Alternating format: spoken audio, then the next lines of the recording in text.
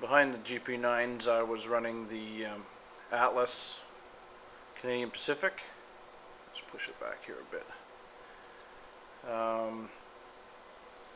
It's pretty well stock car. All I've done with it is weathered it and put scale 58 couplers on. What I wanted to show you was these next 4 cars. This here is a Athearn Blue Box I built a few years back, and I have built a wheel load, and there's about 106 wheels, and they're all ACC glued to the piece of plastic, basically a sheet of styrene. So I can take this load out and put it in any other 50-foot car.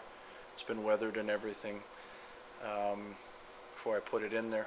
My good friend at Westcoastrails, this and the other 3 cars I will show you, what he's done is he's made a jig so that he can heat these up, distress them, bulge out the panels, give them a bit of sway back, and then he weathered them. When I got them back, they look pretty darn good. I thought I'd do a video with these in it. So anyway, yeah, that's where I'm at with these guys. That's that car. The next one is a, oh, what do you call it, Proto 1000. It was a kit. Took me about an hour to build, hand railings and what have you. The neat thing about this car is you can take the, as you get my hands in here, you can take the ends of these out if you want to put a long load with a couple idler cars, flat cars on each end, say a steel beam or an oversized piece of equipment.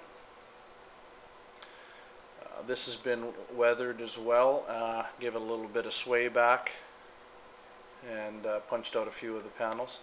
The next one is a Exactrail, lightly weathered, hardly any sway to it, and panels were lightly bulged out. It's a nice car actually, I like that one. This last one's kind of cool.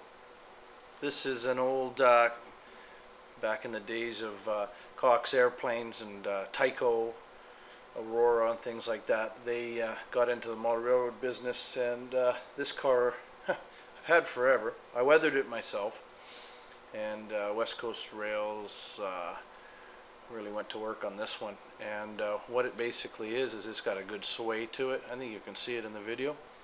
And what I've done again is I've taken a piece of styrene and glued down a bunch of scrap.